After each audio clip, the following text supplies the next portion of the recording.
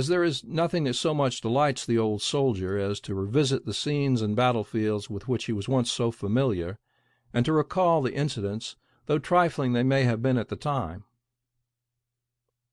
The histories of the lost cause are all written out by big bugs, generals and renowned historians, and like the fellow who called a turtle a cooter, being told that no such word as cooter was in Webster's dictionary, remarked that he had as much right to make a dictionary as Mr. Webster or any other man. So have I to write a history. But in these pages I do not pretend to write the history of the war. I only give a few sketches and incidents that came under the observation of a high private in the rear ranks of the rebel army. Of course, the histories are all correct. They tell of great achievements, of great men who wear the laurels of victory, have grand presents given them, high positions in civil life, presidents of corporations, governors of states, official positions, etc. And when they die, long obituaries are published telling their many virtues, their distinguished victories, etc. And when they are buried, the whole country goes in mourning and is called upon to buy an elegant monument to erect over the remains of so distinguished and brave a general, etc. But in the following pages, I propose to tell of the fellows who did the shooting and killing, the fortifying and ditching, the sweeping of the streets, the drilling, the standing guard, picket, and vidette, and who drew, or were to draw, $11 per month in rations, and also drew the ramrod and tore the cartridge. I write entirely from memory, and you must remember, kind reader, that these things happened 20 years ago, and 20 years is a long time in the life of any individual. I was 21 years old then, and at that time I was not married. Now I have a house full of young rebels, clustering around my knees and bumping against my elbow, while I write these reminiscences of the War of Secession, Rebellion, States' Rights, Slavery, or our rights in the territories, or by whatever other name it may be called. These are all with the past now, and the North and South of long ago shaken hands across the bloody chasm. The flag of the Southern cause has been furled, never to be again unfurled, gone like a dream of yesterday, and lives only in the memory of those who lived through those bloody days and times. Now everybody knew at the time that it was but the idiosyncrasy of an unbalanced mind, and that the United States of America had no North, no South, no East, no West. Well, he began to preach the strange doctrine of there being such a thing. He began to have followers. As you know, it matters not how absurd, ridiculous, and preposterous doctrines may be preached, there will be some followers. Then after a while whole heaps of people began to say that they thought there was a North and a South, and after a while hundreds and thousands and millions said that there was a South. But they were the persons who lived in the direction that the water courses run. Now the people who lived where the water courses started from came down to see about it, and they said, "Gents, you are very much mistaken. We came over in the Mayflower, and we used to burn witches for saying that the sun rose in the east and set in the west, because the sun neither rises nor sets. The earth simply turns on its axis, and we know because we are Puritans."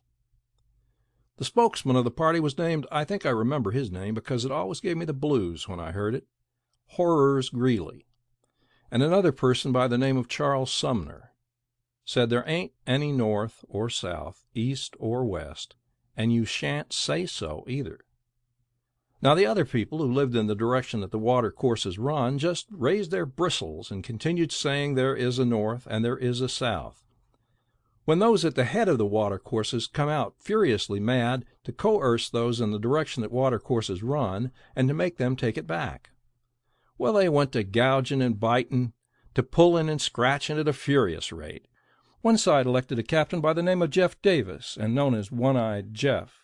The other side selected as captain a son of Nancy Hanks of Bowling Green and a son of old Bob Lincoln, the rail splitter, and whose name was Abe.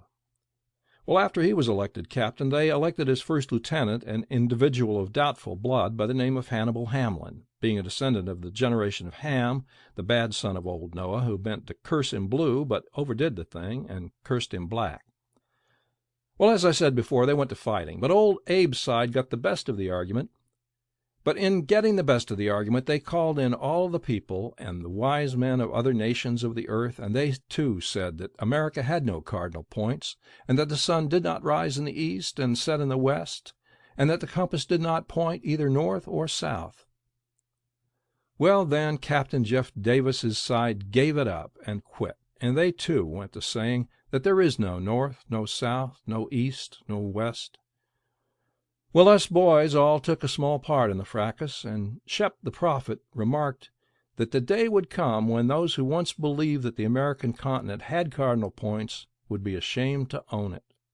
That day has arrived. America has no north, no south, no east, no west. The sun rises over the hills and sets over the mountains. The compass just points up and down. And we can laugh now at the absurd notion of there being a north and a south. Well, reader, let me whisper in your ear. I was in the row, and the following pages will tell what part I took in the little unpleasant misconception of there being such a thing as a north and south. Flags made by the ladies were presented to companies, and to hear the young orators tell of how they would protect that flag, and that they would come back with a flag or come not at all, and if they fell they would fall with their backs to the field and their feet to the foe, would fairly make our hair stand on end with intense patriotism. And we wanted to march right off and whip 20 Yankees. But we soon found out that the glory of war was at home among the ladies, and not upon the field of blood and carnage of death, where our comrades were mutilated and torn by shot and shell. The Federal army was advancing all along the line. They expected to march right into the heart of the South, set the Negroes free, take our property, and whip the rebels back into the Union. But they soon found that secession was a bigger mouthful than they could swallow at one gobble. They found the people of the South in earnest. Secession may have been wrong in the abstract, and has been tried and settled by the arbitrament of the sword and bayonet. But I am as firm in my convictions today of the right of secession as I was in 1861. The South is our country. The North is the country of those who live there. We are an agricultural people. They are a manufacturing people. They are the descendants of the good old Puritan Plymouth Rock stock, and we of the South from the proud and aristocratic stock of Cavaliers. We believe in the doctrine of states' rights. They in the doctrine of centralization. We only fought for our state rights, they for union and power. The South fell, battling under the banner of state rights, but yet grand and glorious even in death. Now, reader, please pardon the digression. It is every word that we will say in behalf of the rights of secession in the following pages. The question has been long ago settled and is buried forever, never in this age or generation to be resurrected. A man by the name of Jackson, who kept a hotel in Maryland, had raised the stars and bars, and a Federal officer by the name of Ellsworth tore it down, and Jackson had riddled his body with buckshot from a double-barreled shotgun. First blood for the South.